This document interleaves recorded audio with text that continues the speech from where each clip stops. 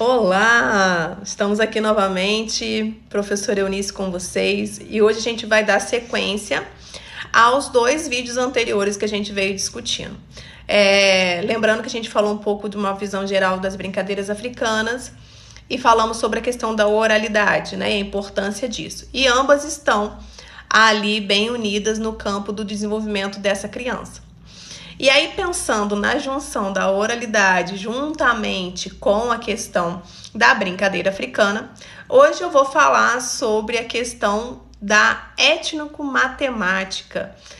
Muitas vezes o professor de matemática, ele, como outros professores de componentes curriculares, não sabem ou não têm a prática ou não conhecem ainda como desenvolver a matemática sem essa visão eurocêntrica, sem a visão, né, do conceito da Europa. Mas a gente vai falar um pouco sobre o papel do professor de matemática nessa questão, atrelado a uma brincadeira africana. Então não foi à toa que a gente deu aquele panorama geral sobre a brincadeira, sobre a oralidade, que é o que a gente vai estar discutindo aqui. Bem, primeiro ponto, a gente precisa pensar onde surge a matemática. A gente foi levado há muito tempo a achar que a ciência, principalmente no campo da filosofia e as questões que vão derivar dessa filosofia, nasce na Grécia.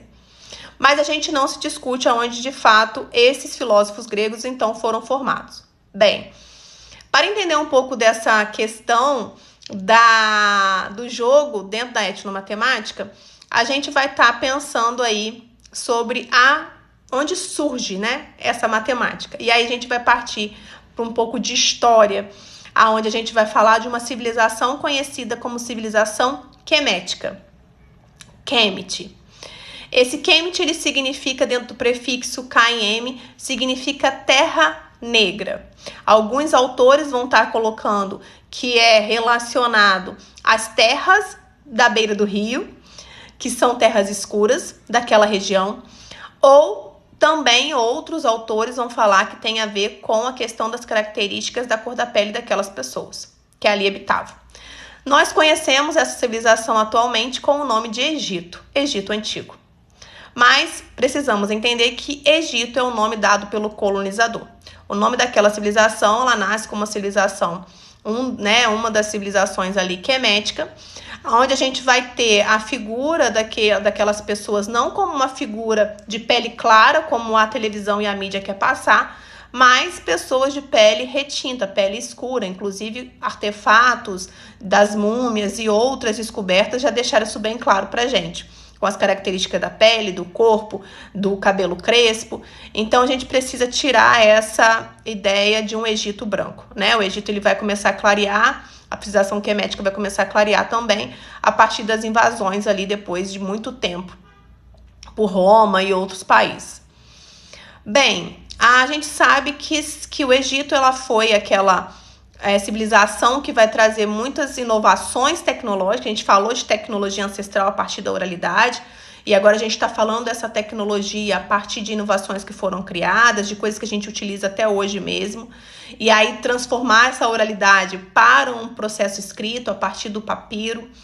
E aí a gente tem também o desenvolvimento de várias ciências ali, desde a medicina, a astronomia,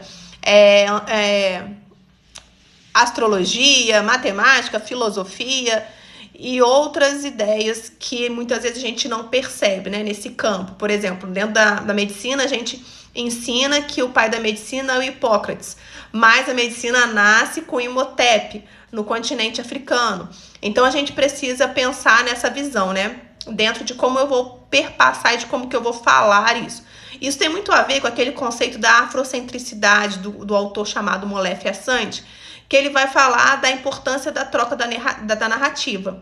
Então, por exemplo, vocês provavelmente já devem ter escutado muito sobre eu sou uma pesquisadora, gosto de ler autores descoloniais ou decolonial. Então, quando eu falo de descolonial, eu estou falando simplesmente da aplicação da Lei 10.639. De aplicar ali o conhecimento, a história, trazer uma historinha, trazer uma narrativa, trazer ali para falar que eu apliquei a Lei 10.639, ou seja, eu tô tirando a colonização do currículo, trazendo ali um discurso sobre o que a lei pede que eu falo. Só que quando eu resolvo trabalhar com a visão decolonial, ela não é simplesmente trazer um conteúdo de história da África. É eu trazer para o centro da discussão esse indivíduo negro que não estava na sociedade, não estava na história, que não foi estudado. Então, é o conceito de afrocentricidade do Molefe Assange. Não é excluir o conceito eurocêntrico, mas trazer a narrativa do povo negro que não foi colocada em nenhum momento dentro da história, principalmente dentro da educação. E dentro disso está a questão da matemática, da própria filosofia. Então a gente estuda teorema de Pitágoras, a gente estuda várias questões onde olha o triângulo, o ângulo, etc. Mas a gente não para pensar que na Grécia nós não tínhamos monumentos que eram em formato de triângulo naquela época da Grécia Antiga. A gente vai ter isso no Egito, né, na civilização quemética. Sendo que Sócrates, Platão e outros autores que a gente estuda dentro da filosofia grega se formaram num único lugar que tinha universidade na época, que era o Egito, porque foi a primeira civilização que criou uma universidade. E a partir desse conceito da matemática, que é o que a gente chama de etnomatemática, a gente busca valorizar essa concepção a partir da história real, a história que foi negada, a história que não foi contada.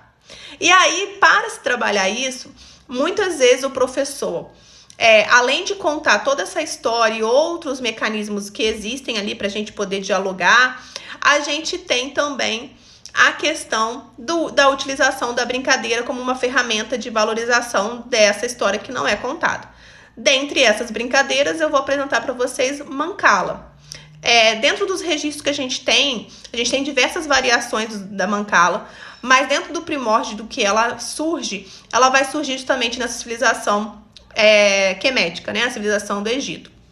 E nada mais é do que um jogo de tabuleiro com algumas covinhas, né, que a gente chama ali de cavas, onde a gente vai distribuir sementes e a partir de um movimento de rotatória, aonde dentro desse movimento da Mancala a gente está fazendo uma conexão com um processo agrícola da época, né, de colheita, de semear. Então, quando a gente move as sementes de uma covinha para outra, e aí temos também do lado o oásis, eu vou deixar um artigo aí para vocês da Nova Escola que está explicando direitinho como que a gente faz a Mancala, tem até o tabuleiro de papel que vocês podem imprimir para poder representar. Caso não consigam representar com o papel, podem estar fazendo com aquela colmeia de ovo, com 12 buraquinhos, 6 para cada lado, também pode, as crianças podem pintar aquilo e botar a sua característica. E dentro desse movimento, o que a gente tem ali? A gente tem um movimento, na verdade, de paciência dessa criança, porque eu vou estar pautada nesse jogo a partir do processo da agricultura. Eu preciso ter paciência, eu preciso planejar, eu preciso plantar, eu preciso aguardar para colher. E, ao mesmo tempo, esse jogo ele tem uma filosofia muito linda, que é o dar de comer. Ou seja, eu vou dar ao meu adversário também as sementinhas que eu venho distribuindo. E aí, distribuir essa semente para o adversário é entender que a comida é um ato coletivo. E é um ato onde eu preciso partilhar com o outro.